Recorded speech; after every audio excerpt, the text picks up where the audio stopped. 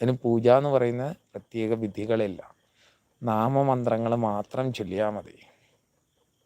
നാമമന്ത്രങ്ങൾ മാത്രം ചൊല്ലിയാൽ മതി. കൃത്യമായിട്ട് പെട്ടെന്ന് നമ്മൾ വിറ്റു പോകാനുള്ള ഭൂമിയാണെന്നുണ്ടെങ്കിൽ പെട്ടെന്ന് വിറ്റു പോകും. ഇനി രോഗാവസ്ഥയുള്ള ഭൂമിയാണെങ്കിൽ, അല്ലെങ്കിൽ അതിർത്തി തർക്കങ്ങളുള്ള ഭൂമിയാണെങ്കിൽ, ഇതെല്ലാം നമുക്ക് മാറിക്കിട്ടുന്നൊരു സാധനം. അത് മേടിച്ച് അടുത്തുള്ള ക്ഷേത്രത്തിൽ കൊണ്ടുചെന്ന് പൂജിക്കണം. പൂജിച്ച് കൊണ്ടുവന്നിട്ട് നമ്മുടെ ഗ്രഹത്തിൽ വയ്ക്കുക. ഇത്ര മാത്രം ചെയ്താൽ മതി.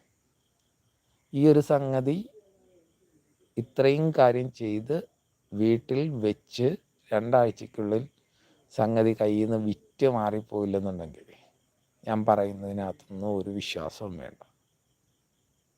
അത് നമ്മൾ ഉറപ്പാണ്, 100% ഉറപ്പ്.